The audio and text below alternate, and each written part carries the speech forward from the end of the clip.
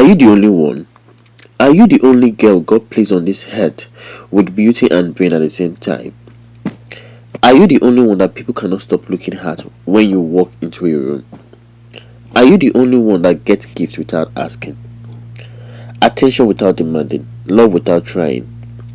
Are you the only one? Some people ask this question in envy, while some ask it in disbelief.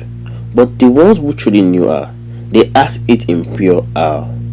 Because in a world full of people, somehow there was only one Woorla Gold, and this is her story. In the bustling city of Ibadan, where the streets never truly sleep, the sounds of generator mixed with laughter from open compounds, there lived a young woman whose name alone turned the heads. Her name is Woorla Gold. Even her name sounded like something precious. And she looked the part, and she looked just like gold. That skin that caught the light like polished ebony, long dark hair that rested gently past her shoulders, eyes that held warmth before she even opened her mouth, teeth so white that when she smiles, people around also smile. And she smiled often. People would pause mid-sentence, forget what they were saying, and just stare. But here is the thing about Woorla that nobody tells you at the first glance. Her beauty was the least interesting thing about her. She had just completed secondary school, and she didn't just finish, she finished top of her class. Best result in the entire set, the kind of result that principals frame and hang on walls, the kind that the teachers bring up in staff meetings years later and say, "We had a student once." Wherever she goes, she carried a kind of quiet gold around her. People gifted her things that she didn't ask for. Neighbors called her name with respect. Strangers on the street would turn back for a second look, not just because of how she looked, but because of how she carried herself. There was a grace to her, a gentleness of light. And her parents, they raised her right.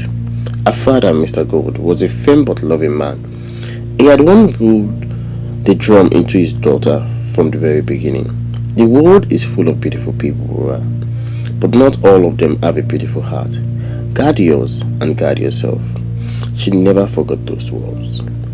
Now, after a secondary school examination and everything, it's now time for us to prepare for a university, whereby she have to write a what exam, which is called JAMB. So she was preparing for the exam, whereby she started going to lesson. So Woorla's parents enrolled her in one of the most popular JAMB tutorial center in Ibadan, Study Bright Tutorial Academy on Agodi Road. Woorla herself had resisted at first. "Dad, I don't need it. I already know the subject." Her father gave her that look, the kind of look that only African parents can give. The look that says everything without saying a word. "You are going," he simply said. "I don't want you sitting in this house for the next 6 months doing nothing. Go and learn and be among people." And so, on a warm Monday morning in February, Woorla stepped into Bright Study Tutorial Academy, and the room stopped. Conversations died mid-sentence. A boy dropped his pen and didn't bother picking it up. A teacher who had been writing on the board turned around and forgot what letter he was drawing. She simply walked to an empty seat, sat down her bag, and opened a notebook. But the eyes did not leave her. This was Woorla. She was used to it. Days passed, weeks passed, and slowly, the students at Study by Tutorial Academy discovered something that made them stay even harder than they did on day one. Woorla was brilliant. In chemistry, she answered questions the teacher hadn't even asked yet. In mathematics, she had finished her calculations before most students understood the question. In English, she corrected a passage error that even the tutor had missed, and did it so gently, so respectfully, that the tutor laughed and said this girl would be dangerous in a university. But what really made her special was this: she did not keep it to herself. When students struggled, she turned to them, not with impatience, not with that "how did you not know this" expression that brilliant people sometimes wear, but with patience, with genuine willingness. She would break down a problem step by step, draw diagrams, use everyday example until the light came on in the other person's eyes. And when it did, Woorla would smile, that smile, and whoever she had just helped felt like they had been given a gift. Students began to upbeat around her naturally. The classroom became more alive because of her presence. Even the tutors spoke of her in the staff room. That Woorla girl, she's something else. Yes, she is, but not everyone was celebrating. In every room where light shines, there are those who prefer the darkness. 3 girls, Juliet, Ada, and Chemi. They sat together every day in the back rows, watching Woorla. The way angry cats watch something they can't reach. They whisper among themselves. The glances were cold. She thinks she is all that. Do you see how the teachers praise her again? And the boys, every single boy in the class. The truth that they could not say out loud, the truth that bound them, was that Woorla never had done anything to them, not once. In fact, when Chemi once struggled with physics question, and Woorla noticed, she had offered to help her right there and then. No judgment, no performance, just kindness. That almost made it worse, because it was easier to hate someone who was arrogant, easier to despise someone who looked down at you. But Woorla looked at them with warmth, with friendliness. She included them, she laughed with them, and they smiled back. While their heart plotted something ugly, Chemi, Juliet, and Ada came up with a plan. There were 3 boys at the tutorial center, Femi, Daya, and Sean. Loud, undisciplined, the kind of boys who sat at the back and copied others' work, the kind who spent half of the class on their phone. The girls approached them and they whispered things that no decent person should whisper. "We pay you," Chemi said. "All you have to do is to get close to her, gain her trust, then ruin her." The plan was wicked, the kind of wickedness that breaks a person beyond repair. And Femi, Daya, and Sean agreed. They began their approach cleverly. They came to Woorla with humble faces and gentle voices. "Woorla, please, we are struggling with chemistry and biology. Can you do private lessons for us?" She considered it for a moment, then she shook her head. "I don't do private, but during break, if you have questions, come and find me, and maybe Sunday afternoons, we can go through the past questions together." It was more than they expected, more than they deserved, so it began. They sat with her during break. They went through past questions on Sunday afternoon, under the mango tree outside the center, and Woorla taught them the way she taught everyone, with patience, with examples, with the quiet joy she found in watching understanding grow in another person's eyes. Femi got his first perfect score on a mock chemistry test. He stayed at the paper for a long time. Dayo texted his mother a photo of his score. She called him crying with joy.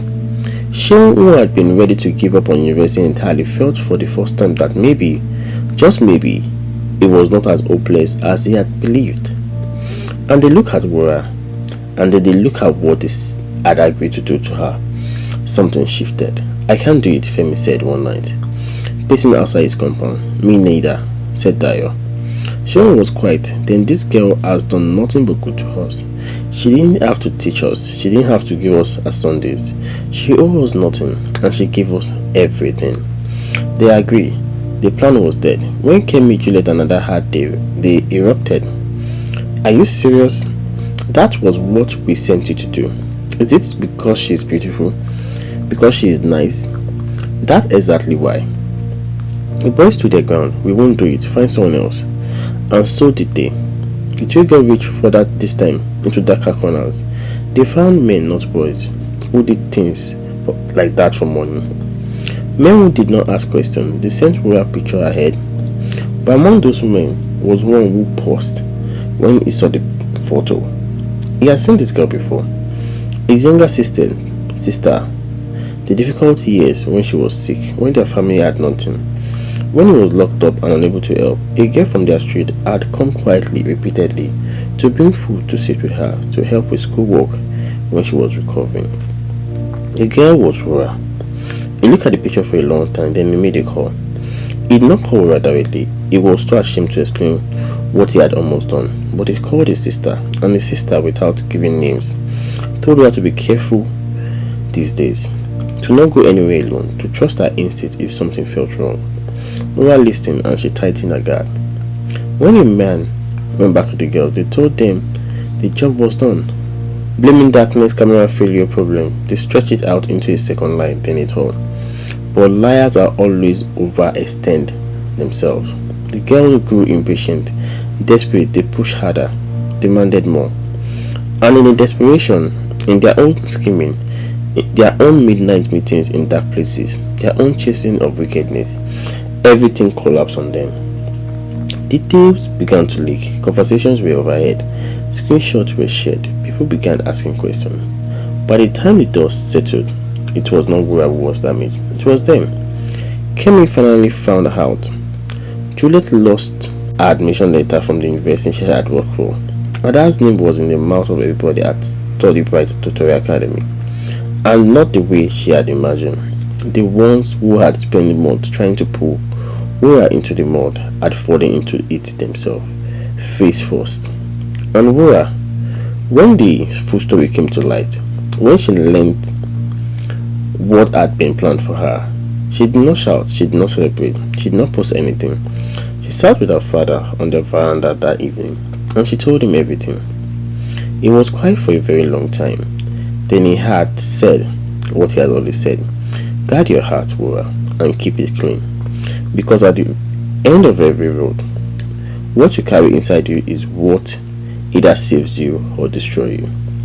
She nodded. She wrote her JAMB examination. She got the highest score of 372, the highest in her center.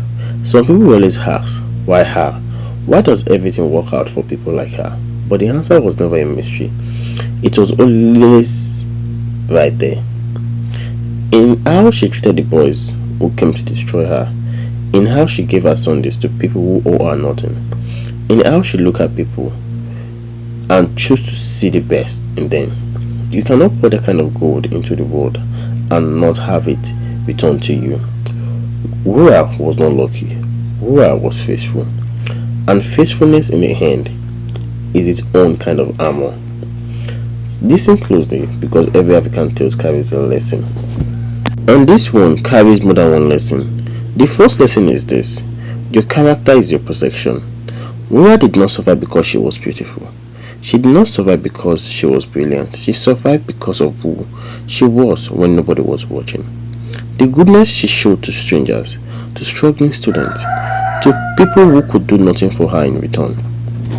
That same goodness became a shield around her, even when evil came looking for her name. The second lesson is this: envy is a fire that burns the one holding it. Chemi, Juliet, and Ada were not bad people who became evil overnight. They were people who chose to feed the wrong thing inside them. Every day they spent plotting against Woorla was a day that they were not building their own future. And in the end, the very trap they laid for someone else became the hole they fell into. The third lesson is this: kindness has memory. The man who refused to harm Woorla did not do it because of a law. He did not do it because of someone who was watching. He did it because Woorla had once showed kindness to his sister, quietly, without expectation, without reward.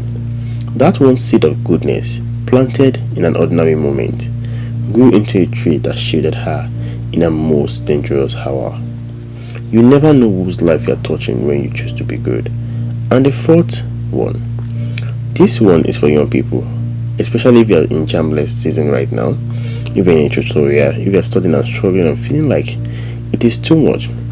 Remember Woorla, not just what she got in her JAMB. Remember the Sunday afternoons under the mango tree.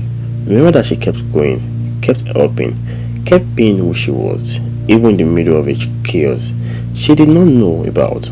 Stay focused, stay humble, stay kind. Your results will come. Now, if this story touched your heart today, if it made you feel something, I want you to do one thing for me right now. Like this video. It costs you nothing, but it tells us that this story matters to you.